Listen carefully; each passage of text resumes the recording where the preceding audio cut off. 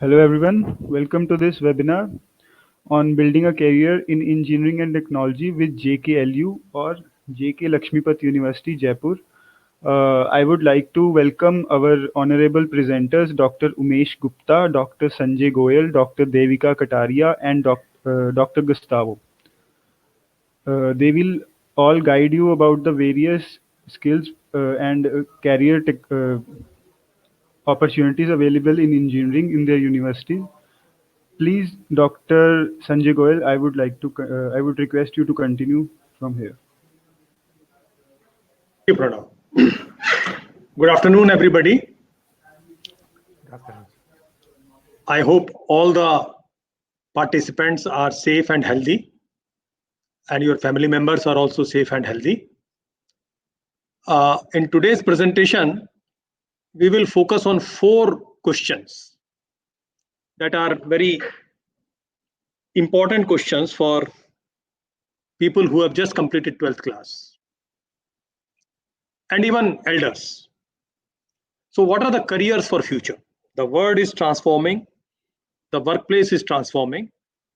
What are the good career options for future? And I can already see some questions emerging, and I would request Devika to hold on from answering right now. Okay. So there are questions coming up like what branch of engineering has more scope, which branch has less scope.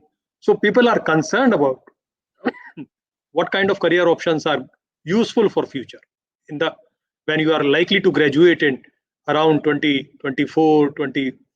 Okay, so at that time what would be what kind of careers would be good? Okay, so we will spend some time on looking at the changing world and changing workplace and what does it mean for the career choices. And then the next question that we will naturally examine is what do we learn for those future careers? With the kind of the background that you have, what kind of learning is required to succeed in those kind of careers, to make those, to convert those opportunities into actual careers, and how to learn that? How the world leaders are doing it, we will have a look at that. And then after finding out what is to be learned and how it is to be learned, then we will examine a very, very important question. In India, where we have thousands of engineering colleges, okay, almost in every city, couple of engineering colleges, which of these institutes are really equipped to facilitate your learning for those future careers that we would identify? Okay, there are constant complaints that a large number of engineers produced in India are not employable. There are industry concerns. The new education policy expressed its concern about the poor quality of the higher education, and it has come out with some transformative recommendations. It has at least accepted. A government constituted committee has formally accepted that some things are seriously wrong with the education system, and they have come out with some recommendations, and those recommendations have been accepted, and the government's policy has been announced. The accepted policy has been announced, not just the draft. And then finally we'll look at, is JKLU a good option in that context? So with these four questions in mind, I will proceed with my presentation. So the new word first. What is the characteristic of this word? As you have seen, it is very, very volatile. Things are changing very, very rapidly. Okay, suddenly things change. Just overnight things change. We are all locked up at our homes. Okay, that was a very sudden change. Okay, our parents had not experienced this kind of change. The gadgets have changed. The laws are changing. The society is changing. The customer expectations are changing. And the rate of change is very fast. Change was always there, but the rate at which the change is taking place in today's society is very, very fast. You will have to change your careers. You cannot, like the earlier generations, cannot spend your lifetime in pursuing one kind of job. You will have to be ready to change the nature of your job several times during your career span in order to respond to that change. So learn to accommodate yourself in changing word is very, very important. Okay. Organizations will not survive if they don't change, because the world around them would be changing, and if organizations don't change, they will vanish. Then the world is very uncertain. There is a lot of information which is available, but there is a lot more which is not available. There is a lot of uncertainty about things. We don't know. There is a lot of uncertainty about policies. There is a lot of uncertainty about data, and still decisions have to be made. So we need to learn to decide and act in spite of uncertainty. We cannot just say, unless we are certain about things, we will not decide. We'll have to still continue to decide and act in spite of uncertainty. And the world is far more complex than before. There are large number of parameters that influence. The world is much more ambiguous. I mean, the same facts can be interpreted by different people in different way, and are interpreted, and both those and it is very difficult to decide which interpretation is correct and which interpretation is wrong.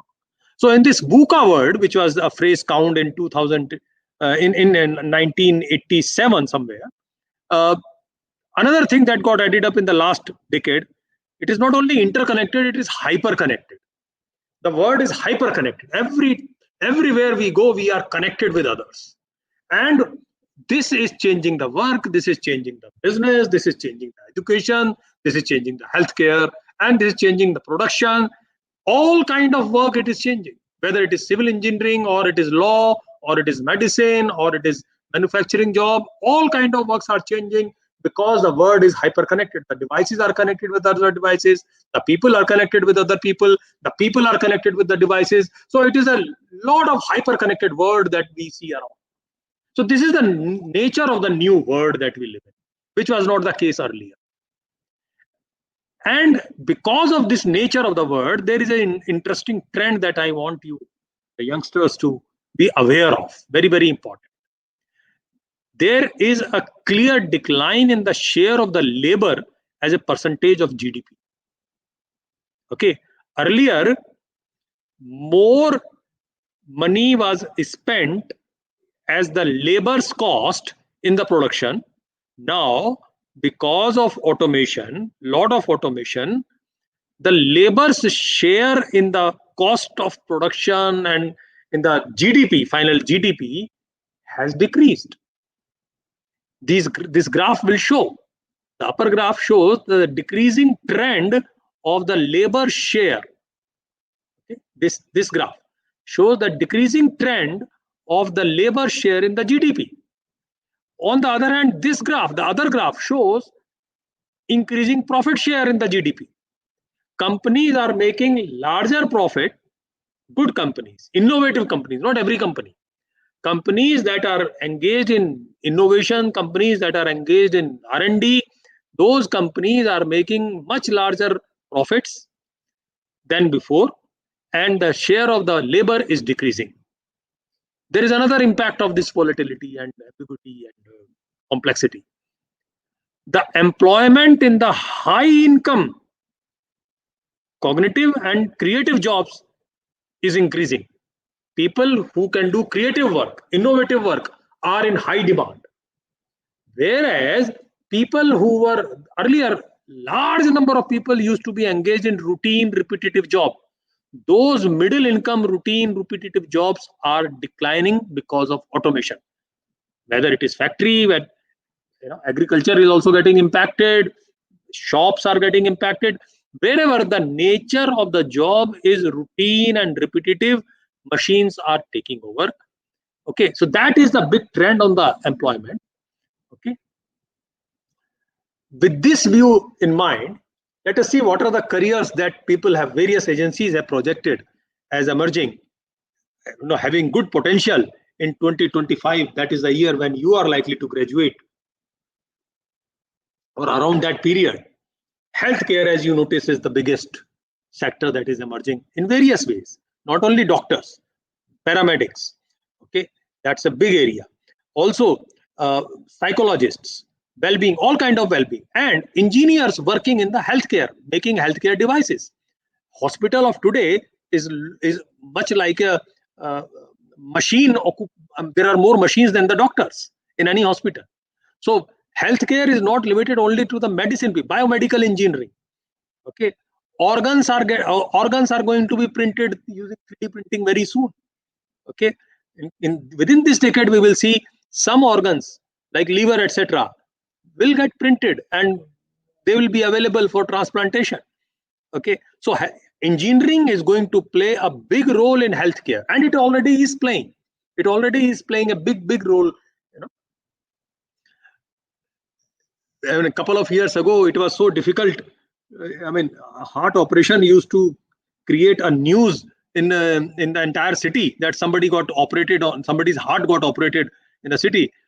These days, somebody just walks in the hospital, comes, gets the stent inserted, and comes out after 2-3 days, and nobody needs to be informed also, and it's a usual news because of the technology. So engineering is playing a big role in healthcare, and engineering in itself, like big scope in IT. IT is growing even at a much faster rate than before in all its forms: software, AI, security, IoT, artificial intelligence, networks, augmented reality, games, all kind of, in all facets. You see a lot of growth in the IT sector. Lot of growth we see in the energy,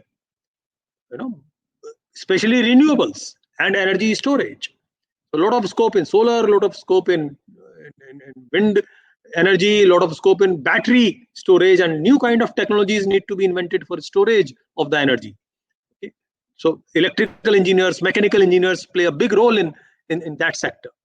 Construction, I mean, as the lifestyle improves, we need more beautiful buildings, we need faster roads, we need better infrastructure. Okay, and all the wealth that the society creates, people want to see and need better urban infrastructure. So construction is growing at a much faster rate. The time that it takes to construct a building is much lesser than before because of automation. So the civil engineer's job is also changed. They have to work a lot with the machines. It is not just labor only. But construction is rapidly growing, and we will see new kind of buildings. We will see new kind of transportation systems, new kind of railway systems. A lot of growth in the airport sector. In India especially, that sector is underdeveloped. We need, for example, in Northeast, you have very few airports even now. So a lot of airports have to come up. Railways don't reach to many places even today in many areas in our mountain regions. So railways has to go, roads have to go, sewage system has to be effective. Okay, the water has to be taken care of, pollution has to be taken care of. Lot of work in the construction. Mechanical, huge scope. New kind of products will be designed and manufactured using new materials and new kind of manufacturing technologies. And electronics, the key partner of the IT. IT alone cannot work anything unless it is supported by electronics, and which has to be supported by mechanical. Okay, so electronics is ever growing. Telecommunication, consumer electronics, computer technology. Okay, and new kind of materials. Materials is again, new kind of materials have to be invented and are being invented for producing civil, for construction work, for mechanical work, for electronic work. New kind of material. Devika, our colleague, works on very interesting technology of wearable electronics.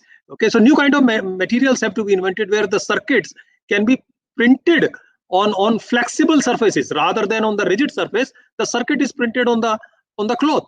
The cloth becomes the circuit where you can run some software also, because the circuit is there, then the software can also come.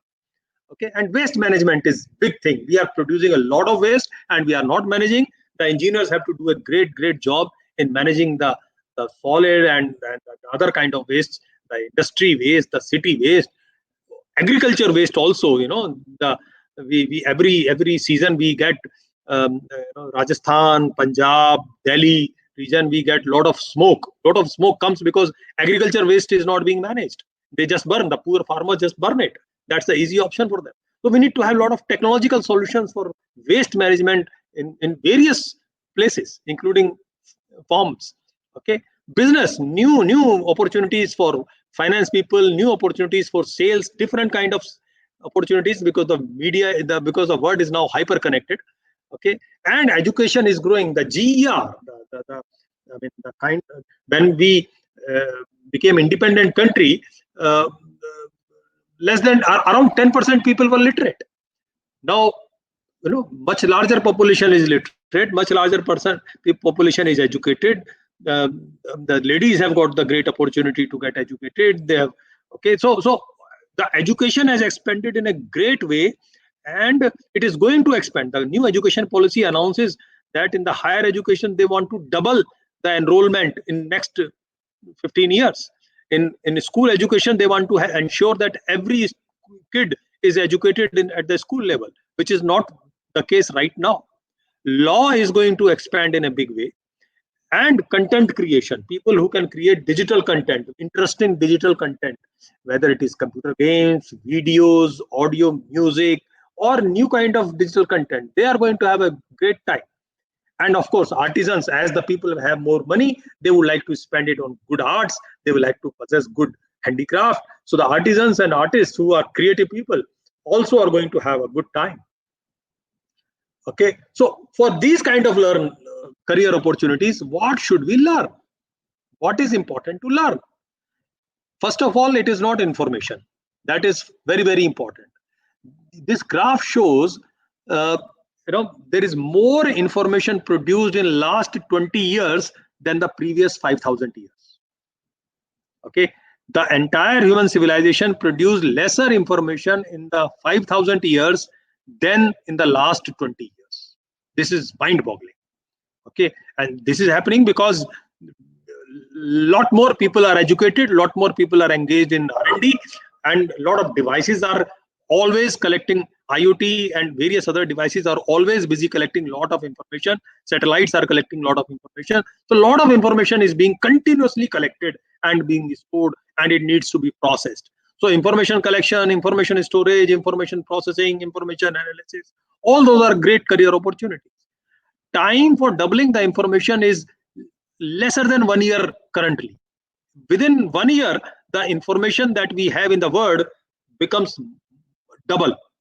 Okay, so new education policy and various other documents, various other agencies, and a lot of research has identified that the younger generation needs to develop these skills to do well in this century. Okay, irrespective of the discipline, whatever discipline they are in, they must master these skills. They must learn to collaborate well. They must be creative. They must become creative and imaginative. They should be imaginative. They should be able to do out of box thinking.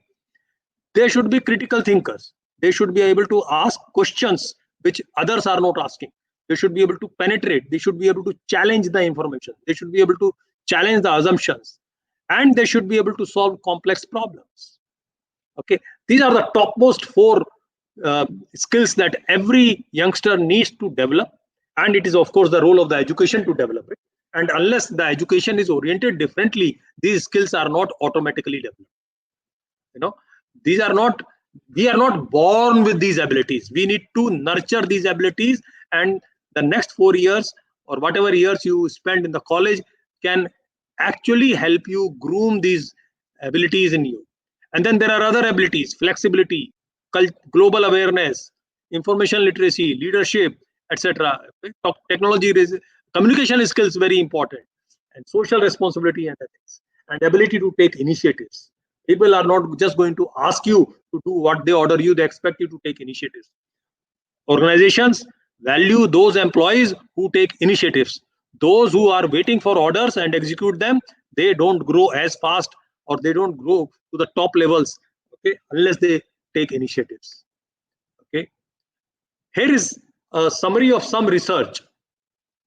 What kind of what is the effectiveness of the learning? If all that has to be learned, then what is the effectiveness of the learning? If you just attend a lecture, only 5% of that is remembered. If you just read something, only 10% of that is usually remembered after some time.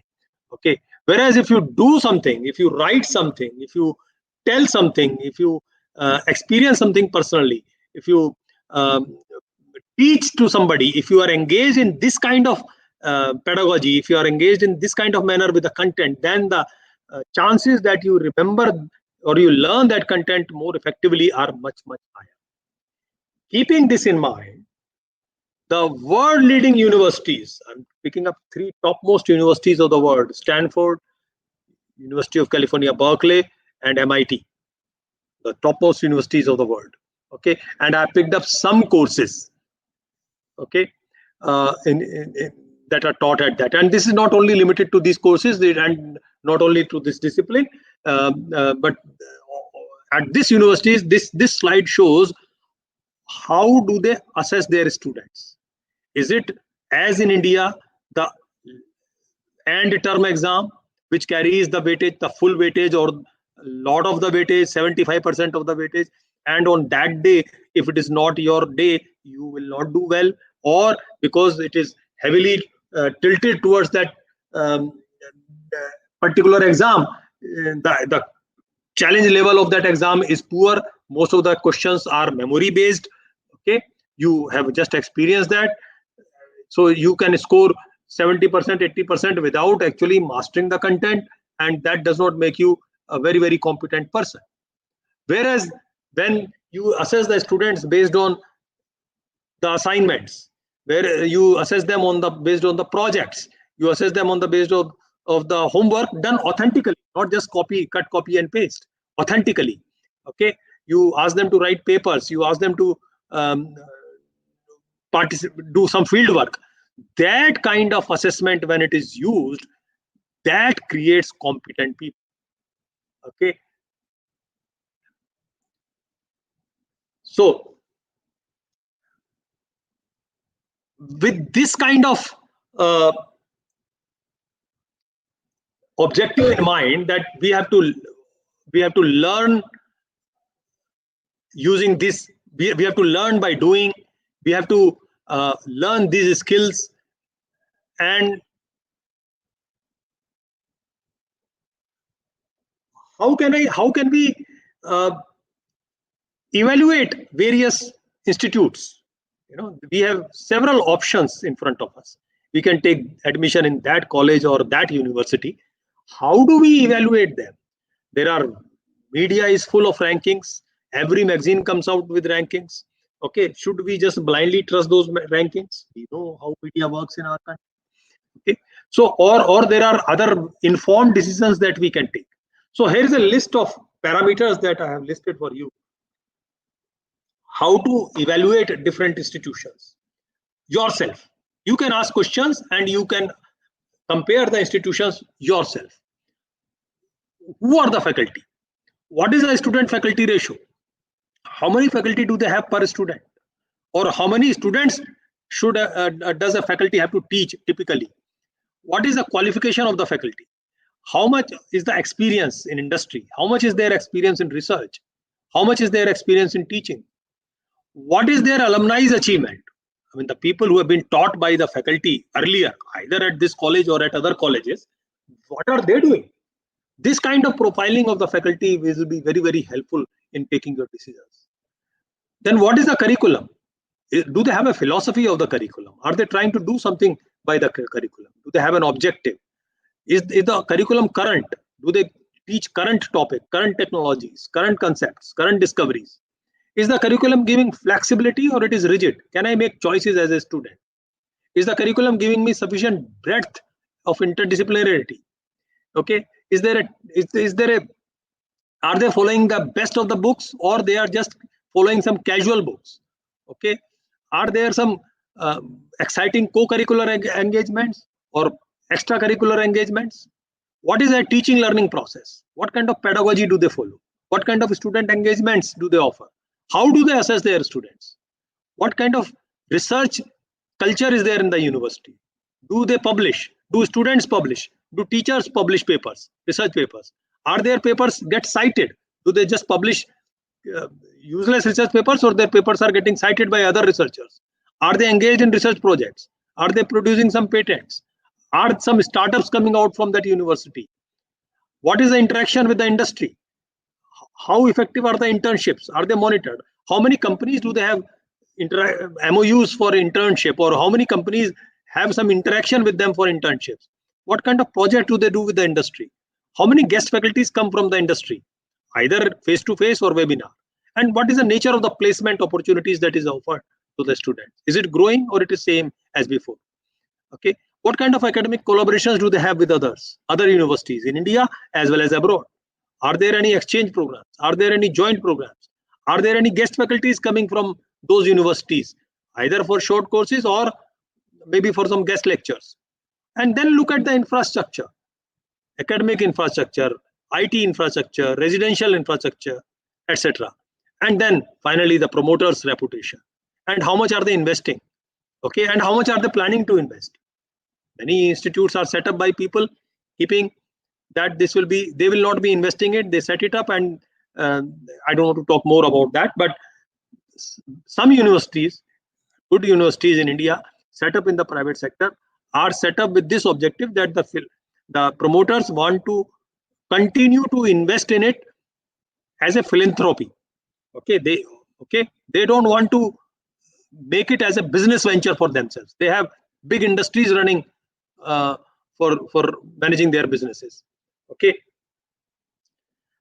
then let's look at the kind of the institutes we have, and then we will also spend some time looking at how do these different institutes perform on those parameters. We have central governments funded technical institutions and universities, IITs, ISC, NITs, IIIT, Delhi University, Jamia Millia, etc., etc. Okay, or Central University Rajasthan. Okay, so these are all central governments, fully funded by the central government. Good funding is available. Most of the time they have reasonably good faculty. Most of the time they have reasonably good research going on. Okay, so these are generally good universities that have come up, and many of these institutions are several decades old, so they have a good culture. Their alumni has done good work in the world, and they are well networked. Okay, then are the government or private deemed to be universities. Many good universities are deemed to be universities. Indian Institute of Science, Indian Institute of Chemical Technology, BITS Pilani, Mahe, Thapar, BIT, IIIT Hyderabad, VIT. So many of these deemed universities are also well funded, good faculty, good resources are available, good laboratory infrastructure, good pedagogy. Okay, and then there are some government state universities. Only few of these state universities are well funded, and because only few of these state universities are well funded, because the funding comes from the state government, not the central government, and states do not have so much of money to spend on their universities, unfortunately. Okay, so very few of these universities are well funded. Like in Delhi they are well funded, but in other states I'm not sure that they are so well funded, or when they were set up they were well funded, not anymore. So that results in their growth, their slow growth. The brightest of the faculty sometimes don't stay there. They obviously had great faculty sometime. Jadavpur is a great university, though it is a state university. It's a great university. Okay, so is Anna University, a very, very good university. Okay, so some of these universities are very good. They are comparable to the central universities, but a large number of them are not really doing so well, primarily because the investment and the investment got shrunk. The government was not able to spend the required amount of money, and the fee was not getting that kind of resource to the university. So university's growth was thwarted, and so some of them are good, but most of them are not really doing so great. Then you have some private state universities. Some of them are doing wonderful. They are competing with the best of the universities. They are growing very well. So they are not getting government grants, but they are from the money that is pumped in by the promoters. They are doing good works. Many of them are doing good work. Okay. Then there are colleges.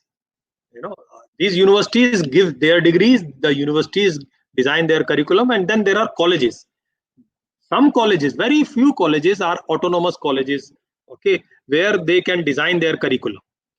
Only few hundred colleges in India are autonomous colleges. They have this freedom to design their curriculum. They have this freedom to conduct their own exam. Otherwise, the colleges are like the schools preparing you to appear in the exam, like the board exam. So university conducts the exam, university decides the curriculum, the colleges do not decide that, and that is a sixth category, affiliated colleges. And these are thousands in numbers in India. The bulk of the engineering graduates that are coming out from the portals of Indian education institutes is from the sixth category. Huge majority of the engineering graduates is coming out from this category of institutes who do not uh, design their curriculum, who do not conduct their exam, who are only teaching the students for preparing for that university exam. The standards are pretty low. Okay, the standards are pretty low, and it has been accepted by the new education policy. It has announced, formally it has announced, the government has also accepted this, that this affiliation system will be phased out. Okay, in the next decade there will not be any affiliated colleges. All affiliated colleges are expected to improve themselves and grow into either autonomous colleges, constituent colleges, where they have this ability to design their curriculum, conduct their exams. So that would require them to invest a lot, that require them to have more senior level, more qualified faculty members, because you can't just do with the freshers. Okay, with that kind of responsibility cannot be handled with ill qualified faculty. Okay, and within 15 years either they have to grow either as autonomous colleges or still better as universities. So this thousands of colleges, engineering colleges in India, that are currently affiliated to some universities, state technical universities like UP Technical University, or Abdul Kalam Technical University, or RTU, or Rajiv Gandhi University in Madhya Pradesh, or every state has its own technical university. And each state has hundreds of colleges affiliated to that university. All of them follow the same curriculum. All of them have to appear in the same exam. And because of that, the standards become very low. It is not unknown fact that by preparing for 1 or 2 days before the exam, people can score 60% or more marks. There are help books available in the market, which are especially written to prepare the students for exam. So these are exam oriented studies, and the government is also highly dissatisfied with this system. That is why they have said that this will be phased out.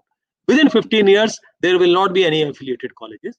They will have to improve. The good ones will grow as autonomous colleges. Good ones of those serious colleges can have the opportunity to become universities. The government is going to encourage. So as I have shared with these 6 kind of categories, the faculty in the universities, in these universities is good. Faculty in some of these universities is good, some not so good. Okay, the resources available to these institutes are generally good. The resources here in some universities they are good, in some universities they are not so good.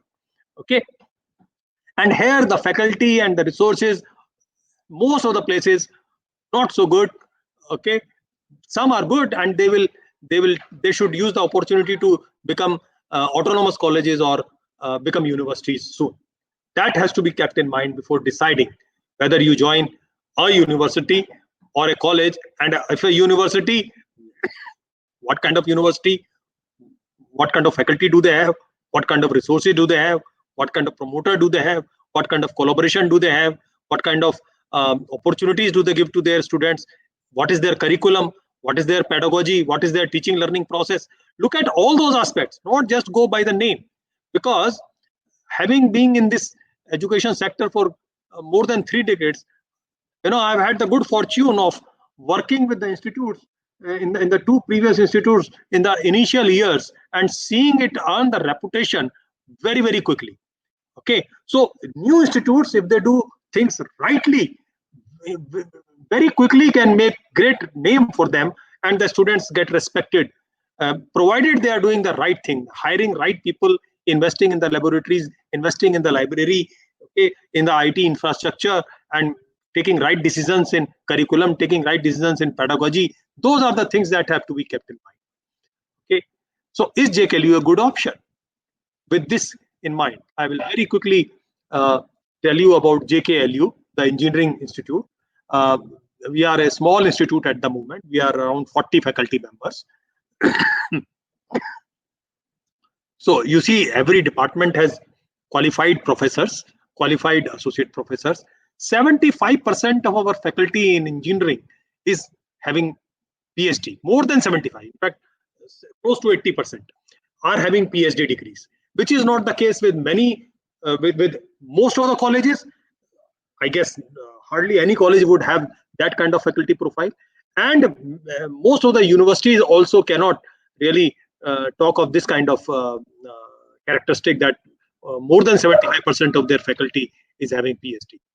More than 65% of our faculty has more than 10 years of experience.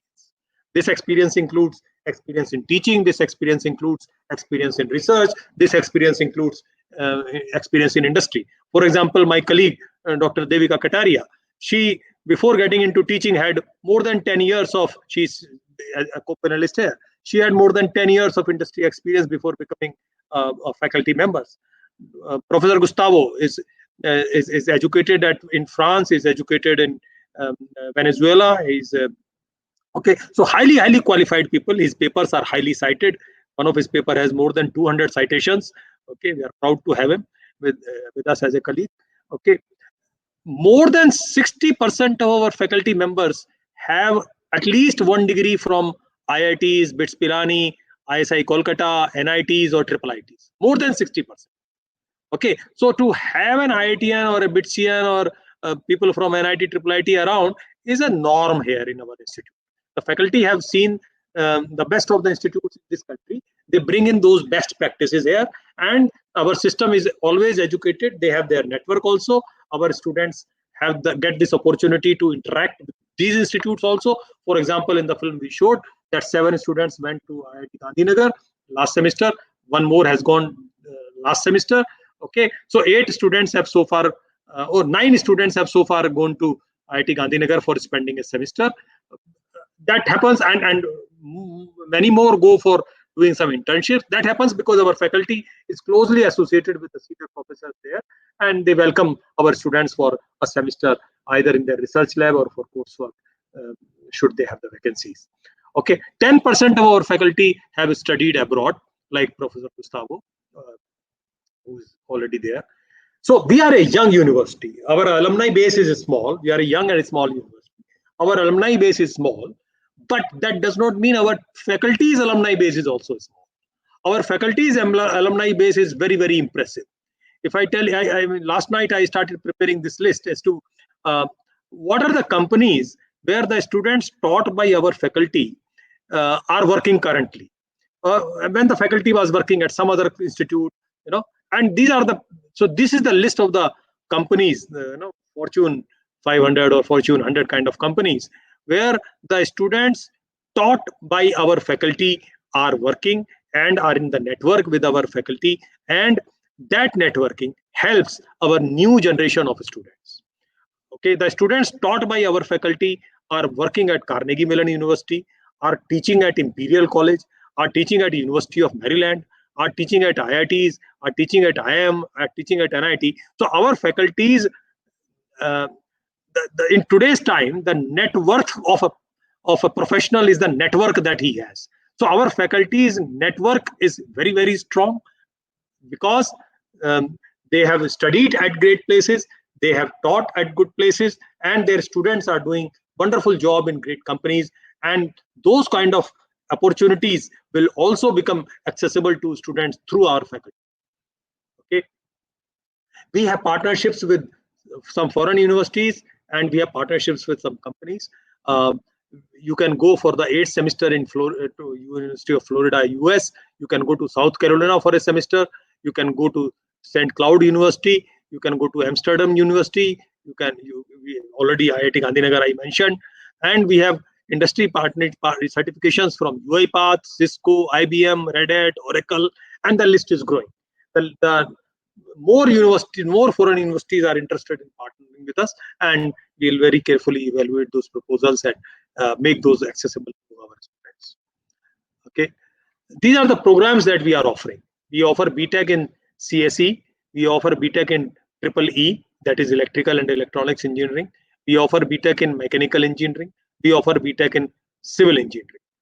And in these BTech programs, we offer concentrations that you can call it as specializations. In India, we call it Many universities call it specialization.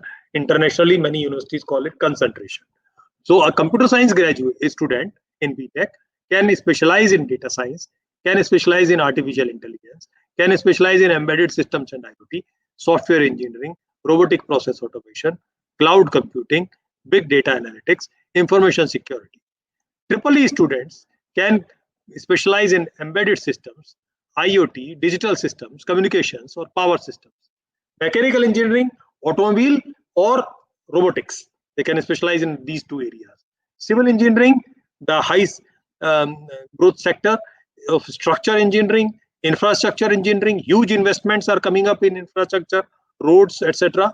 Roads, airports, okay, railway lines. These are all infrastructure, sewage lines. Big investment. Okay, construction management and environment engineering. Environment engineering, very very important now. We have already polluted this earth, and engineers did that damage, and now engineers are correcting that damage also by applying the principles of environment engineering. And this year we are also starting Bachelor of Computer Applications program. So while BTech program is open only for those students who have studied physics, chemistry, and mathematics in 12th class, in addition to other subjects that they may have taken, this Bachelor of Computer Applications is open for all streams of arts, commerce, and science, provided they have at least one subject out of mathematics, physics, economics, commerce, or computer science, or informatics practices. If a student has studied any one of these subjects, more is welcome. But if a student has studied any one of these subjects in 12th class and is having any other subjects, is eligible for doing a bachelor's in computer application, a 3-year bachelor's in computer application, because the IT sector is expanding so very much that just the engineers cannot fulfill all its needs, and the people coming out with diverse background add a lot of value. Okay, so one need not be good in physics in order to be a technologist. A person without physics, a person without chemistry can become a technologist through this route. Okay, and then there are master's program, MTech, MSc, and PhD. I will skip it for today because we focus on undergraduate programs today. So in our curriculum, we focus on what are the objectives. I said, is the curriculum having an objective? Our curriculum has clear objectives. In the Engineering Institute, whether it is BTech program or BCA program or MTech program, it has clear objectives. What is the objective?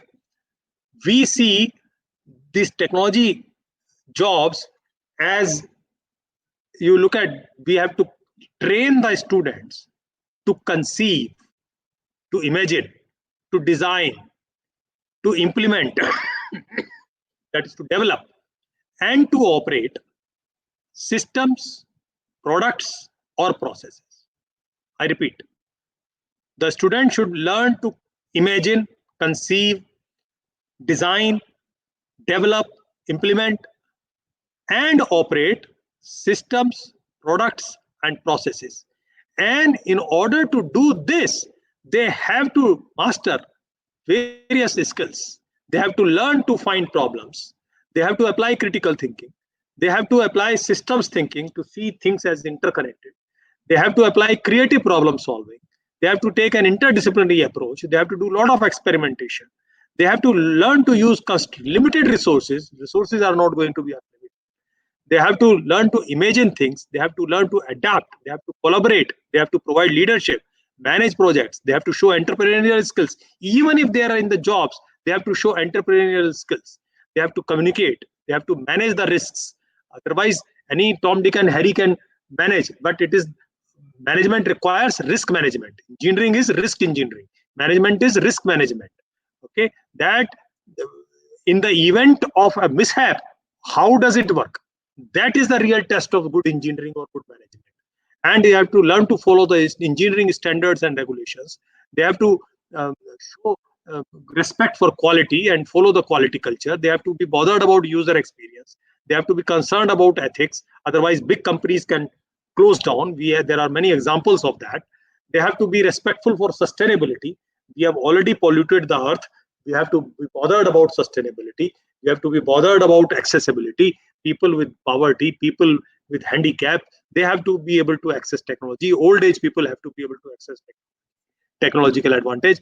They have to learn to continuously improve things. They have to globalize. So these are the skills that are required. These are the traits of engineering or technical jobs. Okay, so we focus in our curriculum on developing core competencies in order to do all these kind of activities. They have to become lifelong learners. We give them a lot of training to become lifelong learners, independent learners. We have to train them. New education policy says each student must grow as a good citizen, respect for constitution, respect for universal values, respect for sustainability and ethics. They have to be good in engineering and technical knowledge, whatever discipline they are in. They have to know the tools that they of their discipline. They have to learn to solve complex problems. They have to learn to design. They have to learn to research, work in the team, and manage and communicate and innovate and entrepreneurship. Right from the first semester, there'll be a lot of focus on innovation. Okay, so our curriculum emphasizes on rigor. Okay, there is a lot of emphasis on assignments, projects, reports in all our courses. I would request my colleagues in a short while to tell you about what kind of assignments, what kind of engagements do they make in some of their courses. I think I will skip this detail of the 4 branches, five programs. Little bit about the curriculum. Our curriculum offers a lot of flexibility with solid foundations. We have flexible course and we have electives. We give the option of minors and concentrations. I already told you about the concentrations. Every student of every other branch can also take an additional minor in computer science and engineering. And every student of every other branch can take a minor in cyber physical systems offered by the EEE department. So CSE department and EEE departments are offering minors to the students of other branches. It is like a minor degree in that discipline, dual specialization, you could say. And there are concentrations within your discipline. You have the option to take concentration. That is made available. A lot of independent study projects can be taken optionally and to earn credits. Additional summer internships can be taken. You can take MOOC courses to earn your credits and complete the credit requirement. That is also permitted.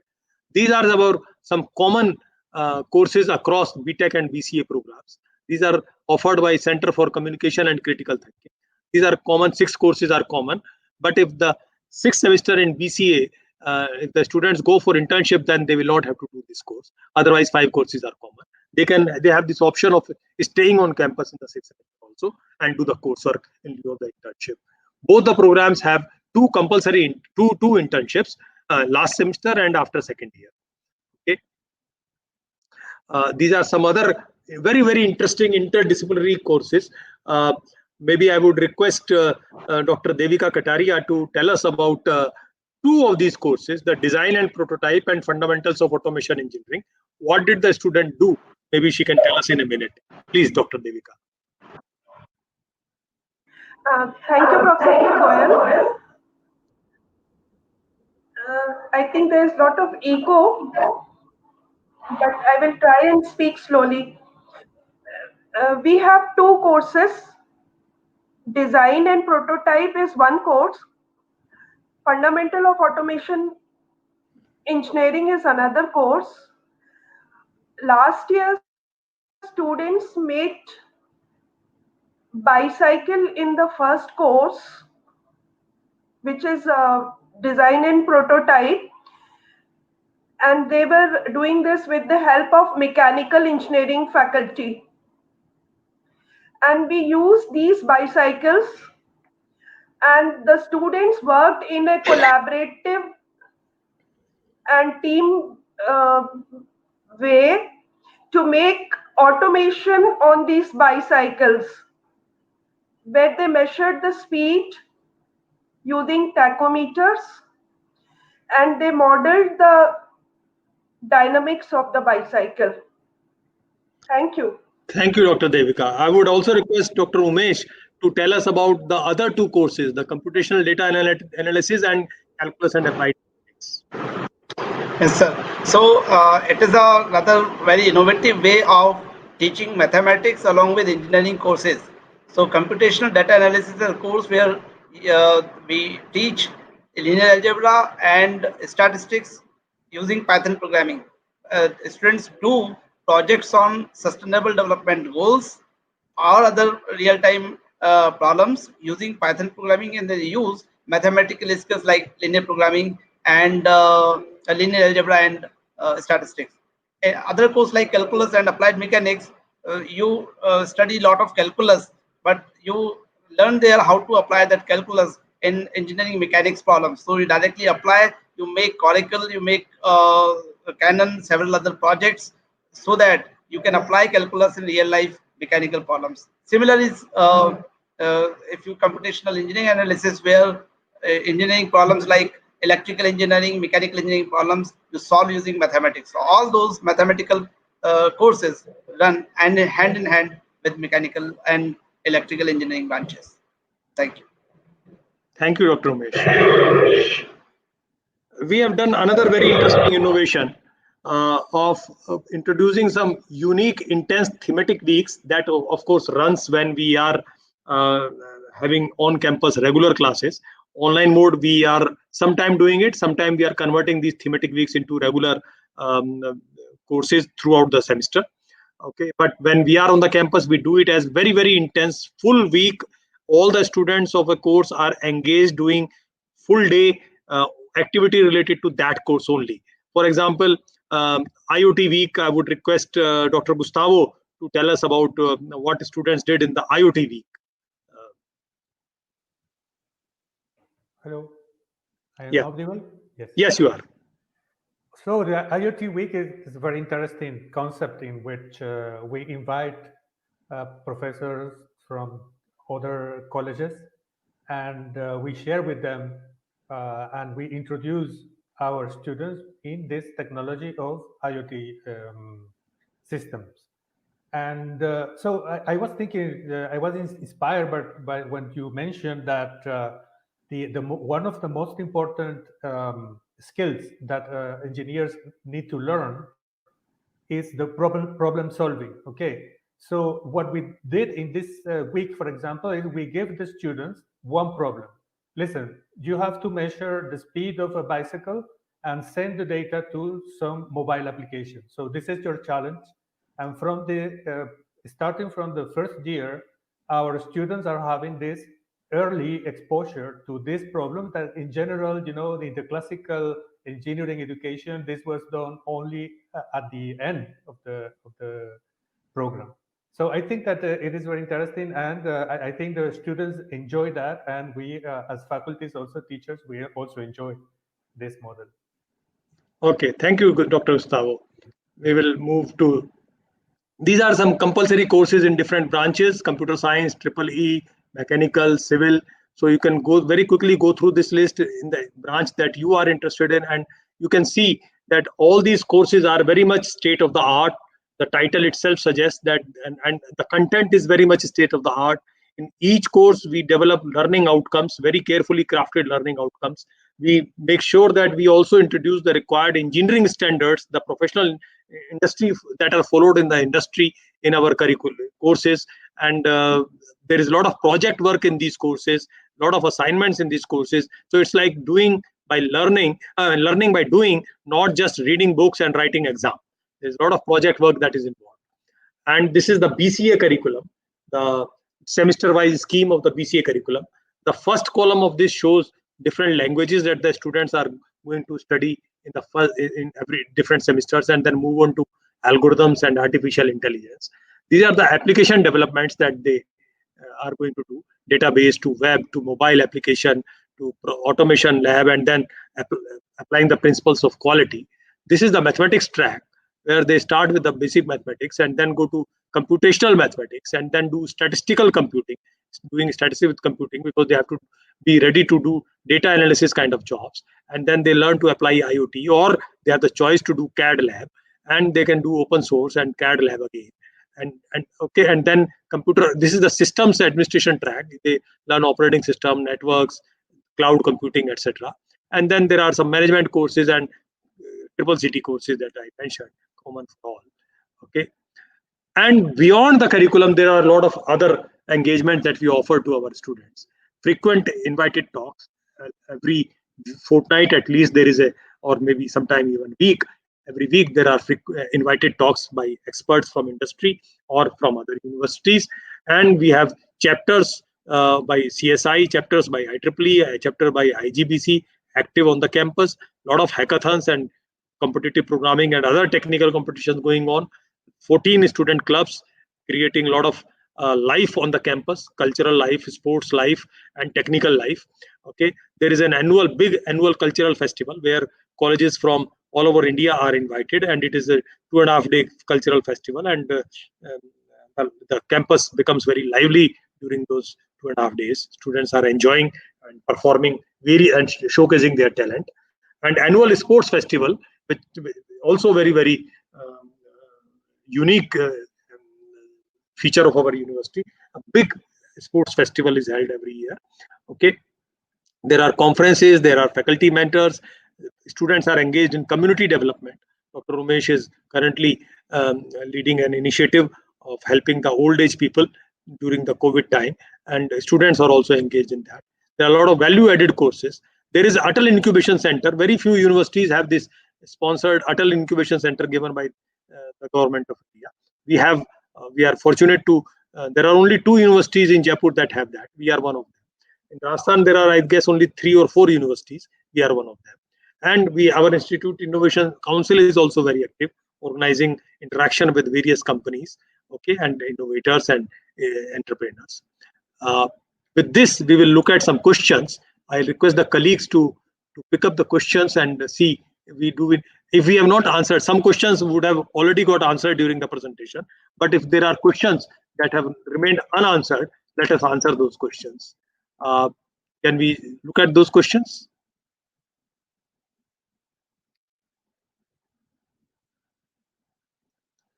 Yeah.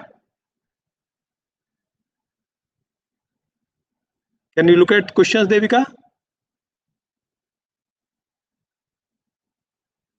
I think we need to text an answer. So let me just quickly go through. Difference in computer science and IT. So we don't have that. So many universities have that confusion. So at JKLU, we do not create that confusion. We do not offer a degree in IT. We offer a degree in computer science and engineering. Otherwise, we can go on in detailing how ACM and how IEEE define computer science as a discipline and how do they distinguish it from IT. But those differences are not common in India. The international body is differentiated in one manner. Indian university is differentiated in one manner. Broadly speaking, IT generally means in India more application-based courses than in computer science. And computer science means more rigorous theoretical foundation of computers, which can take you to deeper levels. Okay, BITS Pilani is a great institute. Somebody is asking, how is BITS Pilani? A great institute. I am myself a proud alma mater of that institute. I spent 5 years studying in 80s there. Wonderful institute. I strongly recommend to those who want to study there and get admission. Okay. Okay. Please ask all your questions. Sir, which degree of the university provides it as government or the private through your university? We are a private university set up by the state order. Okay, all universities are set up by the government's approval. Nobody can call themselves a university, and we are a UGC recognized university. So ours is a private university. The degree is given by us, which is UGC recognized, which is government approved. Okay.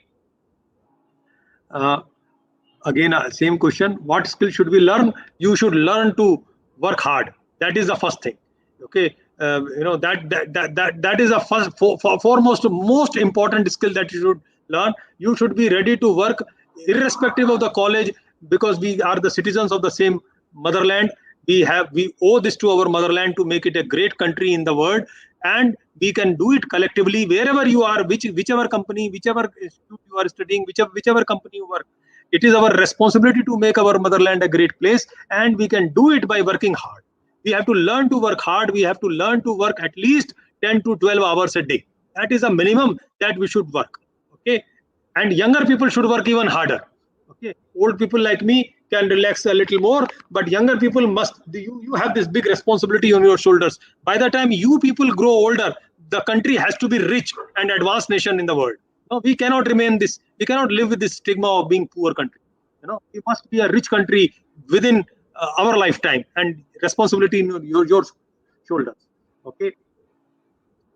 And IIT in terms of mindset, professional practice, what is the difference? Well, it will depend upon the student. It is not that I cannot say that a student graduated from that institute is different from my institute in this manner. My students, if I tell you, because I've been in this profession of teaching for the last 34 years, okay, there is no big company in this world where my students are not working. Okay, there is no big city in this world where my students are not working, and they are not working at the topmost of the levels of the vice president or the director or something like that.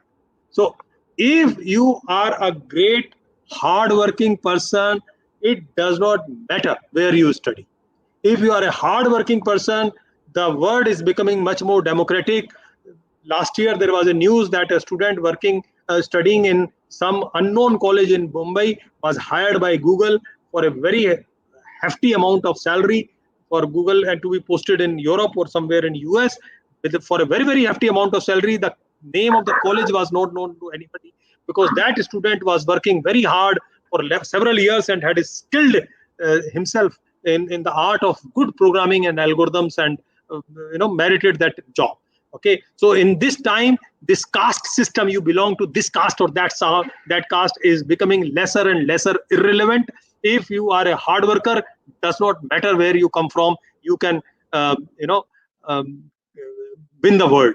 Okay, all branches have great scope. All branches, I would not say this branch has more scope than that branch. All branches have great scope, provided you know it well and you know the current requirements of that branch, and provided you know the new technologies related to that branch, and you are ready to use those to diversify with those kind of technologies. Okay, electrical engineering jobs prospects wonderful, because energy is a perpetual requirement. This digital world that it is becoming, this electronic world that it is becoming, or electric society, we would say. The society today is becoming the electric society. Everything is electricity covered. The energy requirements are huge. But if you just look for government jobs, then I would not advocate, because government jobs come only few in numbers. But private sector, if you are ready and you have some patience to grow, you have to have, see, certain branches, good salaries start immediately. In certain branches, you have to show some patience and work in the industry for 2-3 years, and then you see a sudden jump. Okay, because this world has to run, and it cannot just run on software. This, in order to run well, this world needs electricity, this world needs energy, this world needs transportation system, this world needs cars, this world needs various kind of devices that we have, this world needs roads, railways, airports. So all engineering branches will do very well, provided, so all my class fellows who studied with us, irrespective. So initially it appeared that because I am from electronics and computer science, initial 2-3 years it appeared that they are not growing well. But once they got stuck to their discipline and worked hard, they have reached places. They have reached places irrespective of the discipline they are in. They are general managers, they are directors in whatever area they chose. So one has to work hard and be respectful to your discipline. The discipline will be very, very respectful to you also. If you are respectful to the discipline, your discipline, that I am guaranteeing you, your discipline will be respectful to you also. You will not have to change it for, if you don't change it for quick gains and you work hard, you will be rewarded pretty well. There are civil engineers who get very good salaries after 2-3 years of experience. There are mechanical engineers who get very well paid. There are electrical engineers who get very well paid after a couple of years of experience. Okay. Then new word is a corporate word. Well, new word is not just a corporate word. It is a word. It is a more democratic word also. There are some more. Is maths difficult in computer science? Is maths difficult in computer science? Well, math requirement is same for all engineering. Okay, the math courses are common in all engineering disciplines. at our university. Okay. Which topic among IT has more scope? See, I am saying you should look for not external scope, you should look for your passion. Identify what I am interested in and how to excel in that. I guarantee if you find out your passion point and you work very hard, you will excel very well. You will create a name for yourself. But if you're looking for a scope from the external sources, that is not the right approach. You will not excel. People can really, by working hard and by excelling, by being innovative, can make great career in any discipline. Whereas some people who are mediocre, they don't work hard, give them the best of the branch, they will not do well there. Okay. So NEP affect engineering and its near future. How will it affect NEP? And see, as I told you, affiliated colleges are going to close down within 15 years. So be futuristic. Start differentiating between the power that a university has, and not every university uses that power judiciously. Okay, so the universities have this power to design innovative curriculum. They have this power to design innovative assessment systems. They have this power to make their education more rigorous. So make sure that you choose a university that uses these powers well. Okay. A repeated question is there. What academic practices you suggest to engineering students from first year onwards? What are latest job skills that MNC is looking from freshers in coal and IT sectors? Okay, so the practices I already told you. Work hard. If you join us or join any university, join any college, I am again, as an elder citizen of this country, I am again requesting you all to work very hard, 10 to 12 hours a day. There are some Bollywood movies that has painted a very rosy picture of the movies of the college life, like Main Hoon Na. College is not like that. Main Hoon Na. College is a place where you work very, very hard and make your future and your country's future brighter. Okay. And what is the other question? Sir, what is The question is some our information? biology. Yes, Umesh? The question is from a biology student. It's a repeated question. She is asking that if she has biology, can she do engineering? So if And she, what is the okay, so the students who do not have physics, chemistry, or mathematics, they may have biology or they may not have biology. I had biology also in my 12th class. Okay, so you may or may not have biology, does not matter. But if you have physics, chemistry, and mathematics, then you can do engineering. But if you do not have either of these, then you can do BCA. But for doing BCA, you have to have math or one of the courses, either math or physics or economics or accountancy or computer science or informatics practice. Kaushal has asked, give information on AI and ML taught in your courses. So AI and machine learning is a compulsory element in our curriculum. In fact, we start laying the foundations for this in the first semester itself. First semester, like Dr. Umesh told you, we have a course, computational data analysis, where we do the required mathematics and the required programming skills. We do that, and those skills are later utilized for doing artificial intelligence and machine learning. Artificial intelligence and machine learning is a compulsory course in computer science, 5th semester, and students of other branches are also open to take electives in that area. We offer elective in that area, applied AI as an elective to students of other branches. Okay. What are minors? Minor is a second specialization. See, your main degree is, let's say you study computer science. Okay, so you will do lot of papers, lot of subjects for computer science. But if you also take a minor in, let's say, cyber physical systems, then you will do few courses in that area also. That becomes your second minor specialization. It is your second specialization. Okay, JKLU does provide scholarships. The admission team will tell you that. Okay, the salary packages you are asking, salary packages are increasing regularly now. Last year, the highest salary package in the last 2 years, the highest salary package has been 15 lakh and 10 lakh.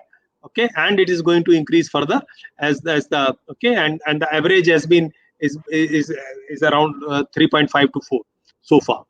Okay, and that is across the engineering, not CS. CS would be slightly above 4. Okay. There's Anand asking, when does mentorship start? Immediately after admission. And from which year of BTech program in CS gives mentorship? So as I told you, mentorship starts immediately after admission. Even before you formally join the college, a mentor is assigned and they start interacting with you.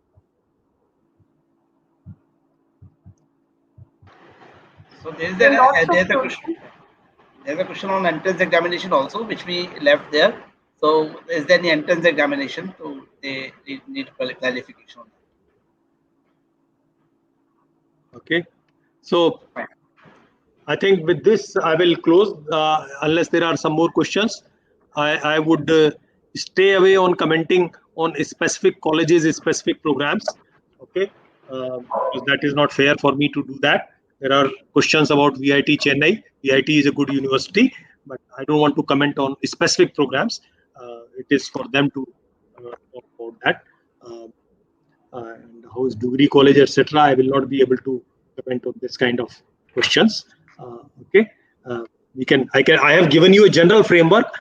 Please look at those parameters, and then you yourself will be able to find out which program is good or not so good. Okay, with this I close this. Unless my colleagues want to add a comment or two about any issue. Devika, you want to say something? No, just want to tell them that there is lot of hands-on which we teach in our courses. We have very good labs, and the experience here is totally different. Dr. Gustavo, you want to tell something? Your closing comment? Can't hear him. Umesh, you want to tell something? Just a message that if you have a passion and hard work, you can win every race. So please just focus on what you want to do. There's a scope in each and everything in every branch of engineering. The thing is only mentoring and guidance that we provide the best. Thank you. Okay. Thank you, everybody. Wish you all good luck, very successful career, and be great Indians. Okay. And take care of your parents. Goodbye. Thank you, sir. Thank you, sir. Thank you, Dr. Sanjay Goel, for the wonderful session. I would request all the presenters. I would like to thank Ms. Dr. Devika, Dr. Umesh, and Dr. Gustavo as well. It was a wonderful session on how to build a career in engineering and technology. And I hope students got to learn and got the answers they were hoping for. Thank you. Thank you for the session, Dr. Sanjay Goel, Dr. Devika Kataria, Dr. Umesh Gupta, and Dr. Gustavo. It was a wonderful session. I hope that students got the answers they were hoping for, and the purpose of this webinar was successful. Thank you so much. We'll now end the webinar. Thank you so much.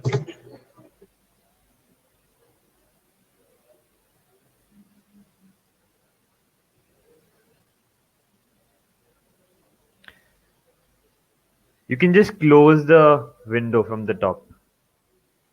Dr. Deepika, Dr. Gustavo.